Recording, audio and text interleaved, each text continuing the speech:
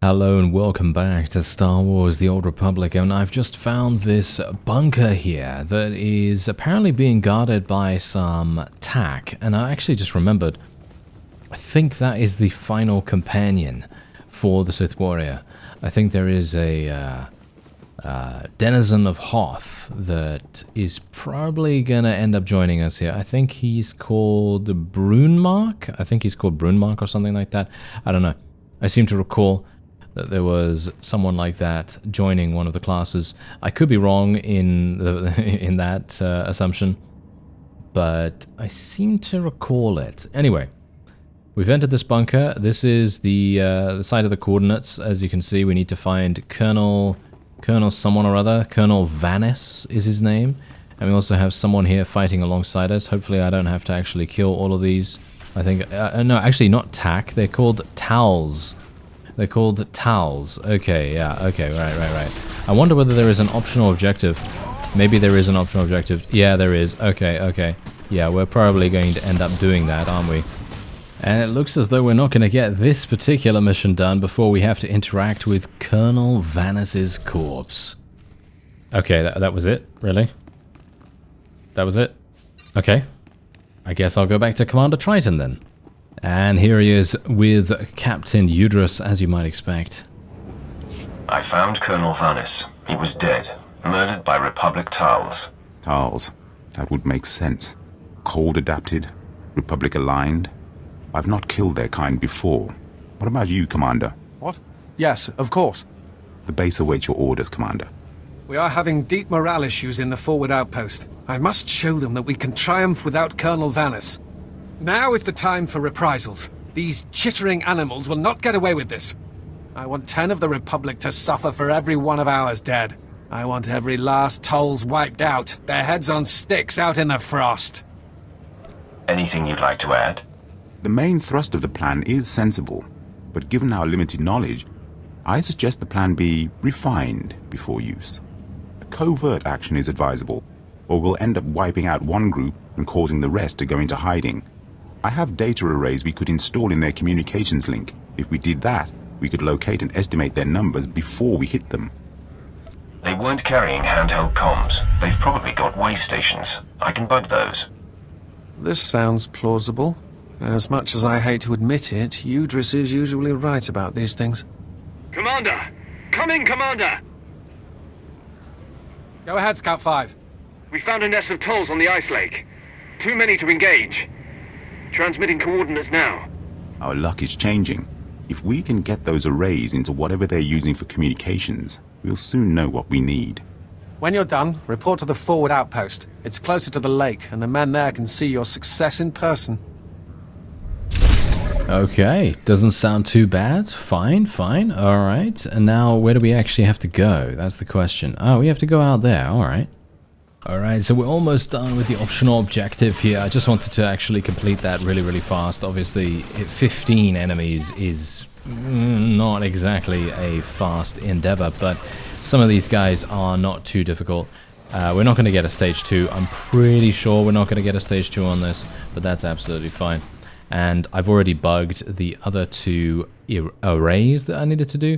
There are, there are 3 total, and there's just 1 remaining. So we can just do this one now, and then we can apparently use. Okay, apparently we need to use the holo terminal down there. Okay, well, thankfully we have the quick travel system. This is one of the greatest things in this game, in my opinion, because it just allows you to hop around wherever you want to do that.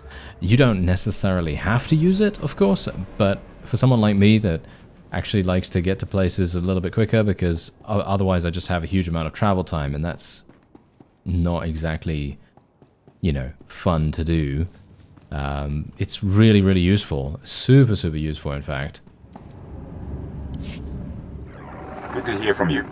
We've been receiving the feed from the data arrays, and what we've learned is quite interesting. We had assumed there were 1, perhaps 2 groups of Tals out there. We found 6. Had we attacked earlier, we would have gotten 1 group and the other 5 would have gone to ground. Planning makes the victory greater. It certainly paid off in this case. Unfortunately, we have 1 more step to take. The good part is we know how many Tals there are, and the bad part is we don't have enough forces to hit all 6 groups at once. We have devised a plan to put the Tals in position for a killing blow. Their supplies, weapons, medical equipment, and the high-calorie food they require, all of it is stored in one central location. They may be adapted to the cold, but without their supplies, they wouldn't last a week. So we will destroy their cache. Tell me more of this. We want them to panic and launch an all-out, last-ditch attack on us, and we'll be waiting. If I were them, and suddenly without food, I would raid this base. So we will amplify our defenses here and spring the trap shut. Unfortunately, getting at their supplies may be difficult. They are in a series of ice caves overrun by Wampers. That sounds like a pretty unforgiving security system. Wampers can be fooled. A combination of synthetic pheromones and body language could make them think a Tals is part of their pack. All the more reason to bring back their equipment. We could learn much from the Tals. The last thing you'd want to do in a Wampa cave is weigh yourself down.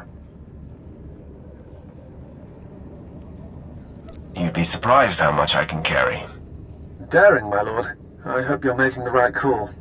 Take anything of theirs that gives them aid or comfort. Make them come crawling. Let them know who the masters of this miserable world are. You know, I've actually always wondered, what are we doing here?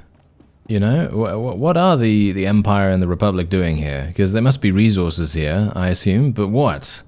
That's the question. I've never actually found out, or at the very least, I've never discovered that fact. I'm going to assume that there is a reason, of course, because otherwise they wouldn't be fighting over it so heavily. Maybe it's a strategic importance or something along those lines, but this seems like such a, I don't know, such a hostile planet that I feel like inhabiting it or controlling it is maybe more effort and more trouble than it's worth.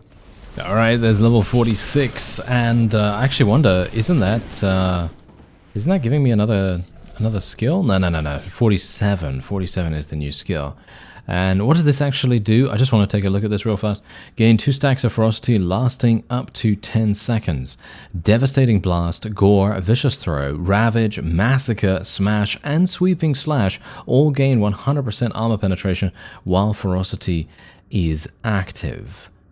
And using any of these abilities consumes 1 stack of ferocity. So wait a second, this costs 1 rage and it lasts up to 10 seconds. 2 stacks. Oh, okay. So basically you can use 2 abilities after using this, and yeah, then you're going to be having a good time, or at the very least having a little bit more damage coming out from that. Not sure how effective that's really going to be in just regular story content. Because, let's face it, you know, I'm just literally killing random enemies right now that isn't really super harsh. But, yeah, anyway, we're here. Let's collect these medical supplies. We can collect the food crate. And then we just need to collect their ordnance. Where is the ordnance? That's the question. Unfortunately, because this is one of the things about Hoth. Because Hoth is so white, it's very hard to actually see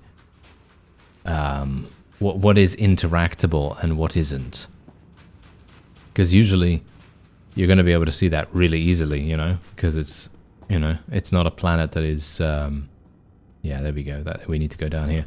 It's not a planet that is super white, but here it's like blinding, and it's basically the same exact color as what you are going to need to pick up. And I've actually always thought it's probably a better idea for them to make the highlight something like a yellow or a gold or something like that. I think that would probably make more sense, because as you can see, it basically blends in here. It's kind of harsh. And once again, it's time for us to report in to Commander Triton. Here, let it not be said that carrying such a load through Wampus is impossible. Yes, my lord. You'll be pleased to know that we have kept up our end of the plan. The base is prepared for war. We have security fields, sensors, anti-personnel guns. We'll obliterate any Tals that dares approach. Commander! There's reports of a Tals attack. Excellent. What wing are they headed for? No wing, sir. They're at the power station. They're overrunning the guards. They brought bombs. These Tals have no fear. Even when their army is at its last breath, they want to take us down with them. If they kill the power station, we'll have no heat. We'll have to evacuate, or we won't last past nightfall. I will be there soon. I'll call for reinforcements from a Damas orbital. They should be able to land within the hour. Just get to that power station, and quickly. Okay, well, yeah, sure. I'll get over there as soon as I can. It's actually really nice that we can mount up inside here, to be honest. I absolutely hate it whenever there's a small section of indoor area and they're just like, no, you can't mount up there. Oh, it's very frustrating. But thankfully, no, we can ride wherever we like here. Whoa, okay, that was actually a lot easier than I anticipated. I was not expecting it to be so simple for us to get inside. Okay, wait a minute. There is actually an optional objective here. I don't know whether I really want to do it, actually, but you know what? Okay, fine. If I can, and if there is an additional objective, I'm going to assume there is going to be something else that we need to do here that isn't just me randomly just, you know, running in here, needing to interact with this bomb. I'm pretty sure there's going to be a whole bunch of different bombs that we're going to need to disarm, and so the optional objective is probably going to be easily completable just through doing that. So let's have a look. Let's see whether this is the only one they have. Yeah, no, as expected. Okay. And there is the last ranger that we needed. I wonder whether there's a stage 2? No, it doesn't seem like it. Alright, there is definitely going to be another bomb though. Yep, as expected. Alright, so basically the optional objective is far and away super easy to complete. But now we're going to have to fight even more additional mobs. But that's actually okay, because we do get quite a lot of experience for each of these. I personally would have preferred not to, but you know. This is just how it goes. Well, it's actually quite nice. There doesn't seem to be many people here at all. Wait a minute. There doesn't seem to be anyone here. That's very suspicious.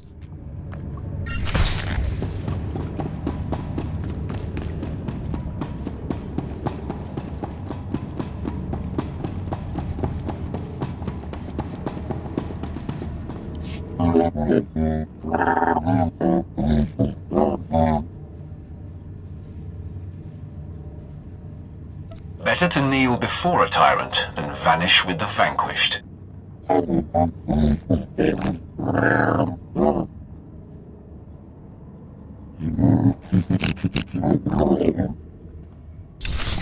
Okay, well, yeah, as I said, I'm mostly not going to be quitting any conversation options that I feel are okay to say. I mean, I don't know. I feel like they should really give you more...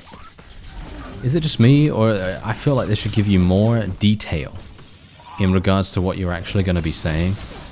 I know that that's a huge amount of work, and they're never going to do that.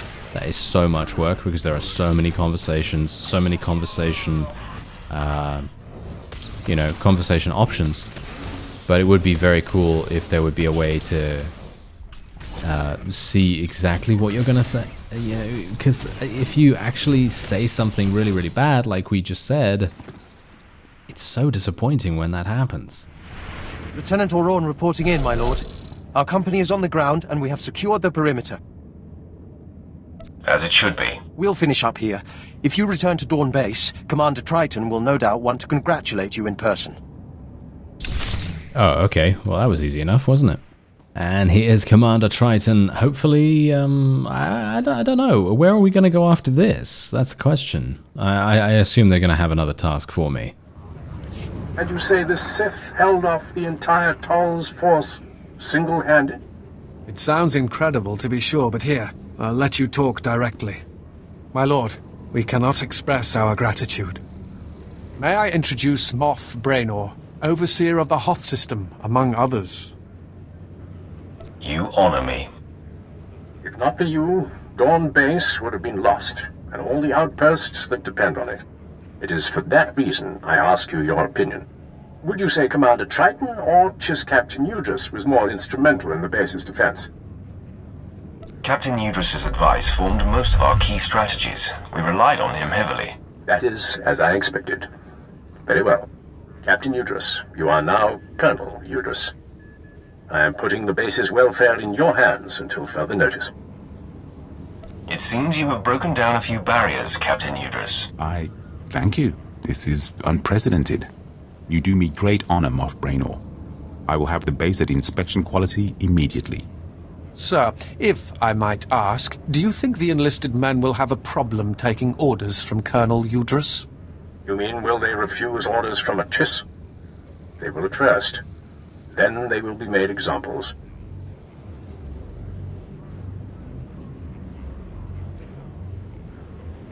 You could demonstrate your commitment by helping win the men over.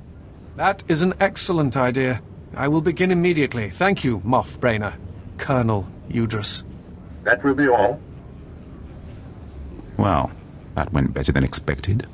I suppose we should be happy we don't have pirate problems here. He's referring to another security failure. Captain Revar at Leth Outpost lost a reactor substation to the Whitemore pirates.